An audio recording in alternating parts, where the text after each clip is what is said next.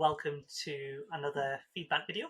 Today we're joined by Dr Saffina, who is a GP ST3, who has recently passed the SCA. Congratulations. Thank you, Sham. So why don't you tell us a little bit about yourself, where you're training, how life's been since finding out you've since I passed.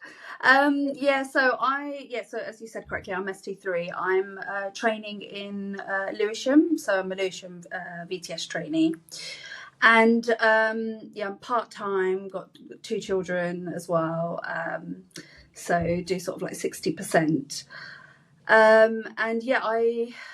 since I've passed, I've definitely been very relaxed, just all the portfolio things, because I've not got long left now.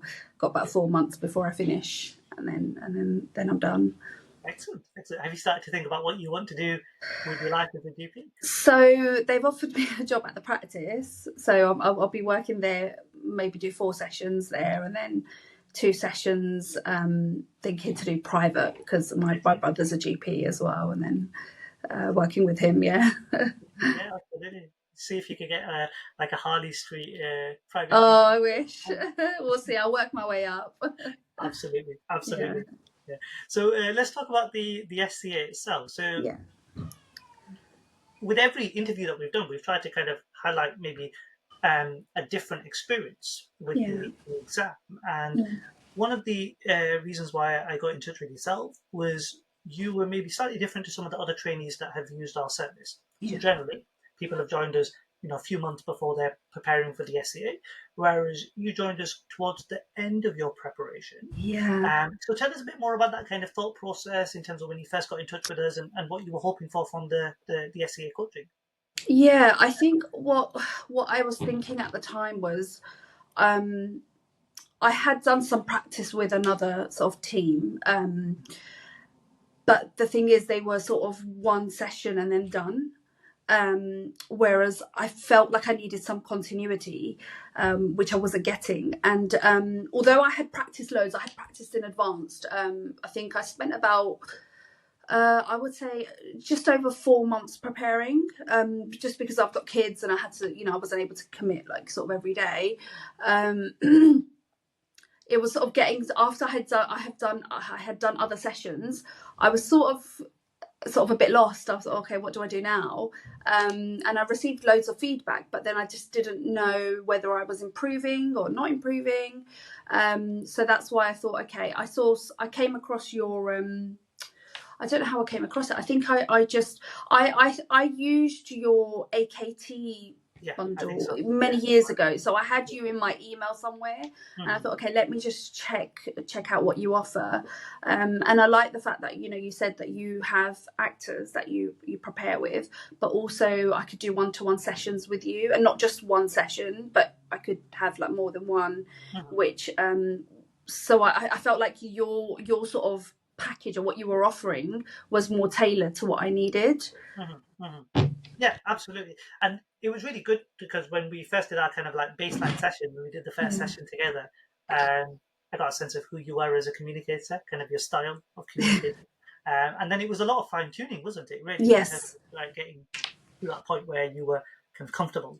And I think one of the things that I really tried to do was kind of ramp up the challenge in terms of what type of cases we were going to do together.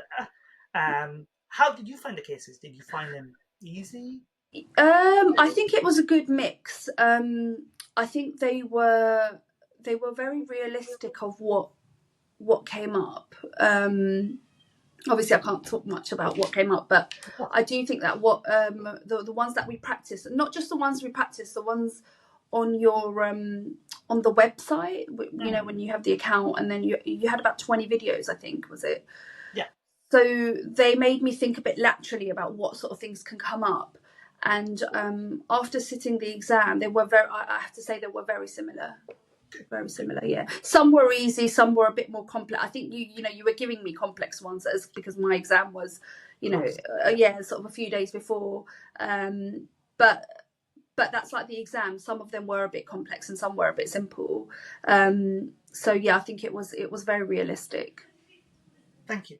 And one of the interesting things about the exam is, as you said, some are easy, some are difficult, because it's ultimately like general practice. Yes. We're all gonna. I think our perception of what's easy and difficult is going to be different, because if I find something easy, that doesn't necessarily mean it's the next GP role. So I think that perception probably gives that variation as well. Now, I'm just going to touch on the videos, because you know how you mentioned the 20 videos on the course, and they're split across. I think I do 10. And Dr. Ali does 10.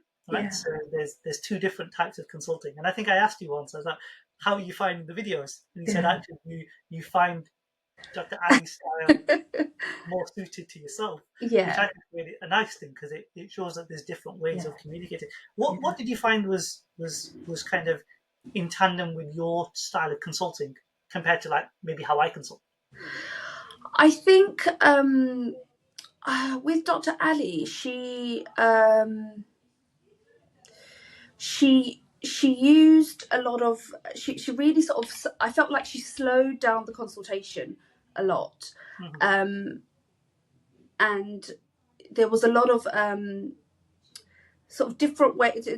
Some of the lines that she used, the way she was communicating, I had never thought to you know, to sort of communicate like that. So I thought, actually, that's quite nice. But she doesn't feel rushed, which is good, because I don't like that sort of pressured feeling of having to ask so many questions in such a short space of time. And she managed to get all the information almost without asking so much. And I think that's what I really liked about her style. And I thought, okay, these are changes that I think I can do. She used very open-ended questions. Obviously you did as well, but she did. I think that might have been her trick. She used loads of open-ended questions. She let the patients speak loads. So they voluntarily gave lots of information. And just her, and I like the way she introduced the ice as well. At what stages she introduced it, I felt like that's something that I can do. Yeah, I think this is really interesting, because you mentioned that, I know that about myself, and the point that I wanted to make was about insight. Insight into how you communicate, because we all communicate differently, and it would be foolish of me to sit here and say I can change the way that one communicates. And I hope I never did that when we did our sessions together. If I have a style where I'm maybe slightly impatient from my A&E experience, and therefore I can give enough time, but eventually I just have to get in and say, look, I need to ask my questions now, and I'm going to do the doctor's part. Whereas Dr. Ali, she is different in the sense that she kind of almost directs the conversation by asking broad questions without really asking any kind of close questions, but still, as you said, gets the same information in a different fashion. And you were definitely like her when we were consulting as well. You would ask a lot of open questions. You were really empathetic. You used receipts really well. So you would listen, and you would take on board what I was saying, and then you would feed that information back to the actor, and therefore they would give you more information. So no, that's really interesting. And, no, 100%. And she did it so effortlessly as well. I mean, her consultations just seemed like she wasn't trying at all. So, but no, both of them were really good. I mean, I watched all 20 videos, some of them more than once, just because it just made me think more laterally about what can come up and the different ways to ask questions. Absolutely. Rather than being formulaic, I think it's about just being kind of flexible, isn't it? And being able to adjust to the cases, but having that kind of loose structure, well, which I thought you definitely had. If you were like, because now you're in a position of, you're in a position now where you've got a few months coming up to the exam. You just need to kind of work on the portfolio a little bit, I'm sure, polish that up, and it'll all be ready to CCT. If you were to kind of go into a position now where you were to support a trainee who is taking the exam, let's say you've got a trainee who is 4 to 6 months away from taking the SCA, how would you advise them to prepare? And what would you say the kind of the key elements are that they need to practice before taking that exam? I think some of the main points would be number one, to definitely try and make it as realistic as possible. So I know a lot of my colleagues were doing face-to-face preparation, but I would, leave and go home, then set up a video link, just so that, because that's how the exam will be. So it's best, even if you are face to face, turn your backs away from each other, try and make it as realistic as possible. I think practicing with different people really helps, because you when you're practicing with the same person, you just get so used to them, the way they ask questions. And it's a table has four corners. Everyone's different. You just polish yourself a bit more if you practice with different people. That's the second thing I would say. I would say start early, be prepared. For most of the people I know, spent about 3 months. Okay. Yep. But that's people that were full. I mean, everybody's different. Some might have more commitments, others have less commitments. It depends on what job you're doing, what your household situation is. I definitely spent more than 3 months, but then I couldn't commit that sort of same time frame as some of my colleagues could. So that's the other thing. And then I would say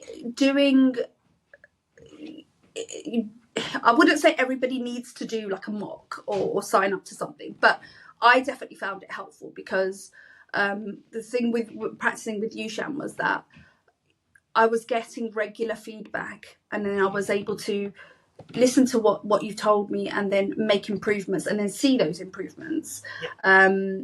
Whereas with some of the other sort of companies and organizations that I don't want to mention the name, but they were good, but it just meant that I was given feedback and then just left to my own devices. There's not a loop as such. Yes, exactly. It's like how you audit in medical audit. Yeah. You make iterations and you re-audit to see if there's changes. So I guess using that as an analogy, it's difficult. But what's really interesting is, how you talk about working with a range of trainees. Yes. Because I wrote a blog about this as to what are the potential pitfalls of just using trainees as your only method of practice. Now, I think you're right. I think you're absolutely right in terms of if you practice with lots of different colleagues. I think it opens you up to two things. I think it opens you up to their style of consulting, because they're all different consultants, so you can always take and give in that situation.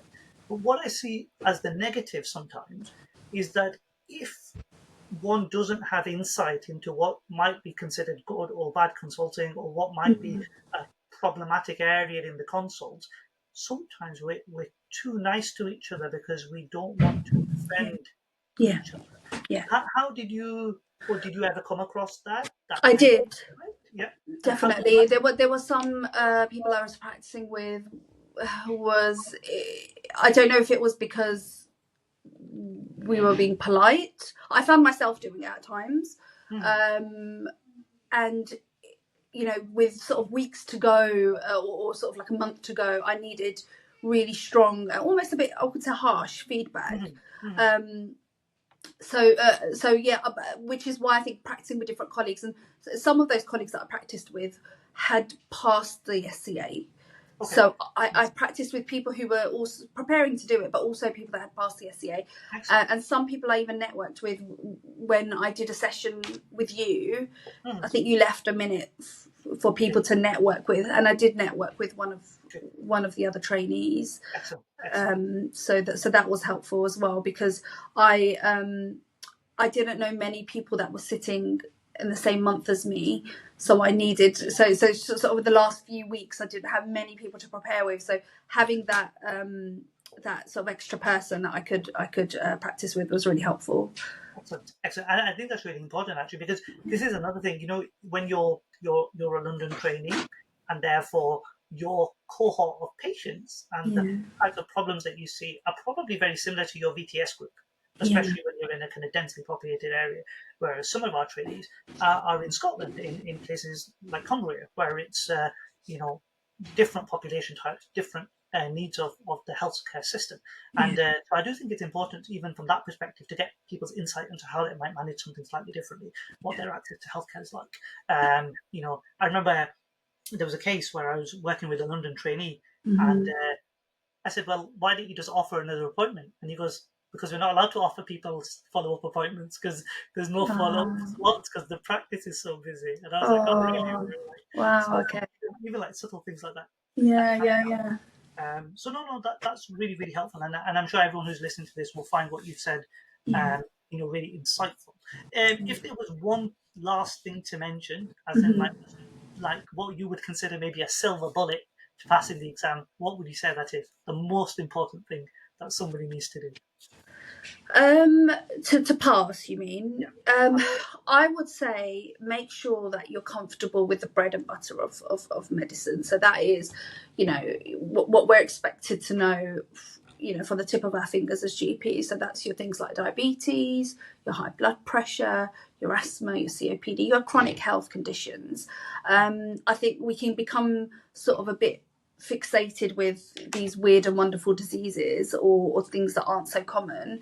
Makes sense. Absolutely makes sense. And on that thing about kind of knowing conditions and sometimes getting overly obsessed with the weird and wonderful.